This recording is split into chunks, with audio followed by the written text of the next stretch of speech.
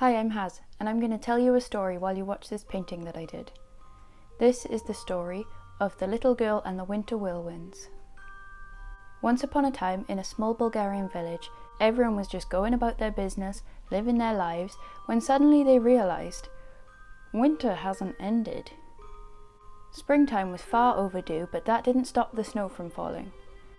It turned out that the wicked winter witch had decided that she doesn't care a bit about spring, and she wants winter to be the only season ever, and she's never going to let it turn. The sun was hidden by dark clouds, and heavy snow continually fell from the grey sky. Now the villagers were quite fed up of this. They were cold, they just didn't fancy living in an eternal winter, so one day they dug tunnels to each other's houses and they held little meetings to decide what to do. The villagers came to the conclusion that the only course of action was to go to the highest peak of the mountains and talk to the good wizard Father Frost. He was just chilling up there in his ice palace, no pun intended. Maybe he could just do something and I'll just have to go and see what's doing in the ice palace. What can Father Frost do? The only problem was that nobody was willing to go on such a treacherous journey. One of the villagers, an old man, stepped forward and was like, I would love to go, okay, love to. I would definitely volunteer myself in a minute, but I think I'm too old, so I can't go, I'm afraid, oh no. After that, the man's little granddaughter, an orphan who'd lived with him for years and years, stepped forward and said, Don't worry, Grandpa, I can go. All the neighbours were like, Not you, you can't go, you're far too soft and gentle. Your clothes aren't hardy enough, you don't even own any shoes or any scarves or mittens. This girl thinks she's going to the highest peak without any mittens. And the little girl was like, Well, neighbours, I'm not scared. My feet are very strong, and I'm as fast as a mountain goat. So that's where the stereotype comes from of the mountain goat being the cheater of the hills. We've all heard that one, but the neighbours still showed some concern. They were like, Okay, hardy feet, but you're gonna freeze up there. There's nowhere to shelter yourself from the frost. And the little girl was like, No, I will not though, because I've got a warm heart full of love, and it'll keep me nice and toasty. Thank you very much. And her grandfather was like, Go on, my child. I know your heart and I trust it. So all the other kids in the village stepped forward. One of them was like, Here, have my scarf. Another said, Here, girl, have a lend of my hat. This continued until the girl was laden with hats and gloves and scarves and shoes, and she was ready to set off on her expedition. The girl waved to all the villagers and set off for the mountains. And on she walked, and on, and on, and on, and on, and on. And it didn't even occur to her to take a break, because she had stuff to do. Soon she reached a spot from which she could see the highest peak, and she was like, I'm nearly there, another hour and it'll all be over. But then all of a sudden, the whirlwinds woke up. They saw the little girl's figure approaching in the snow, and they were fuming. Who does she think she is, trespassing? Coming along to our house like she doesn't know who we are, let's show her who we are. The other whirlwind replied, Let's blow at her so hard, she forgets where she's even going and she gets lost. So the whirlwind started fiercely roaring around the girl, but try as hard as they might, they couldn't deter her. The girl only pulled her coat tighter and carried on walking. One of the whirlwinds was like, What a strong girl, she's not even tired and I'm knackered.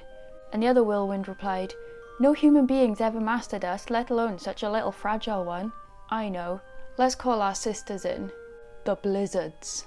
Now when the blizzards heard about what happened, they were tamping. They were like, Don't you worry, sisters, she's going to pay for that one. And they threw themselves after the little girl, roaring and screeching, trying to scare her off. But again, no matter how hard they tried, the little girl carried on, this time protected by her warm heart. Eventually, like their sisters, the blizzards fell to the ground exhausted. They were like, I can't believe it. How did she best us again? There's only one way we're going to make this girl learn, and she's going to regret it. Mom, this little girl won't be deterred by us. And they called their mammy. But she wasn't just any mammy. She was the Wicked Witch of Winter. She came at once and she was like, Okay, I just saw all that go down, and listen here, this is not on. Clearly she can't be deterred by our nasty ways, so we're just going to have to do the opposite. We're going to be nice to her. Dun dun dun. So she sent the blizzards and whirlwinds away, and she transformed herself into a beautiful maiden, wearing a long silver dress, with long flowing snowy hair and an icy tiara on her head. The little girl was like, "But what is this vision? I must be dreaming such beauty before my eyes. And she's got the face of my mother. Oh, and listen, she's singing my favourite lullaby. Maybe I'll just sit here for a while and listen." And as the Winter Witch sang, she thought, "Maybe you can sit there for a while, forever." Now, if you'll remember, the little girl is an orphan, so this is an extra nasty trick. There's a reason they call her the Wicked Winter Witch, am I right? So the little girl laid down and closed her eyes, so soothed was she by her mother's voice. Eventually she fell asleep, and the Wicked Witch was ecstatic and ran off to tell her daughters what she'd achieved. As the little girl lay there sleeping, she was gradually getting paler and paler. She was slowly freezing. But nearby to the girl's sleeping body, there came a movement in the snow. A little head popped out of a hole and squeaked, "Someone's in trouble!" It was a little white mouse, and as he squeaked and squeaked, a lot of other heads popped up in the snow, those of his little mouse friends. They all ran over to the girl and started rubbing at her feet and hands, trying to warm her up and stop her from freezing. But their hands were really, really tiny, and it was a bit of a rough job, so they were like, "Let's call our friends the rabbits." So the rabbits popped up their heads from the snow, and they hopped over and started to try and warm the girl. Soon they were joined by the squirrels, who ran down from the snow-covered pines to help. All the little animals rubbed and blew and used their fur to try and warm the girl up, and they were ecstatic when the colour started returning to her cheeks. Soon the little girl opened her eyes, and instead of being like, "Ooh, I'm covered in rodents," she was like, "Thank you, friends, for waking me up." She told them of her mission, and they decided that they must join her. The friends all set off together to find the Winter Palace. Soon they reached the gates of the Ice Palace and knocked, but there was no reply. The animals were like, "What if something's happened to Father Frost? We should really check on him." And the little girl was like, "Well, the gate's not locked, so let's just go in." They opened the gate and stepped through into an icy corridor. At the end of the corridor, it opened out into an enormous grand hall. At the head of the hall was a big white throne, and who should be sleeping on the throne but Father Christmas. He was fast asleep and wearing the fanciest silver embroidered clothes the girl and the animals had ever seen. He looked fabulous. Two of the squirrels jumped in his lap and used their tails to tickle his face. Eventually, Father Christmas woke up with a great big sneeze, and he looked down at the squirrels and he smiled, because apparently it's not a surprising way for anyone to wake up like that in this universe. The little girl told him of their problem, and he was like, "I've just been sleeping while the Wicked Winter Witch has just stolen spring, and everybody's suffering. Oops, I'm not going to stand for this anymore though." And he pulled a silver whistle out of his pocket and blew a long clear note. All his servants flocked into the hall, and he at once set them to their work.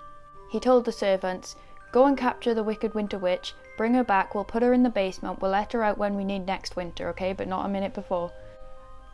And also while you're out, would you mind just trying to clear the clouds a bit and letting the sun through so that the sun can melt the snow?"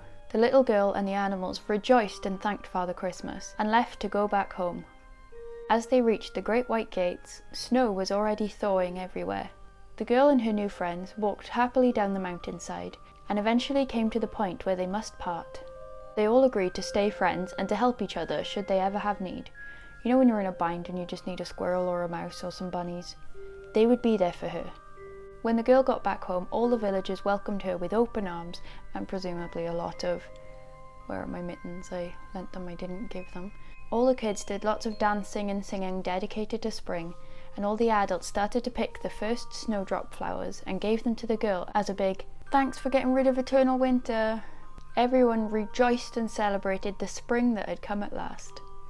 Thank you for watching. I hope you enjoyed this story. For more stuff like this, check out my YouTube and Instagram, both of which are HasJohnArt, because I'm really inventive when I name my accounts.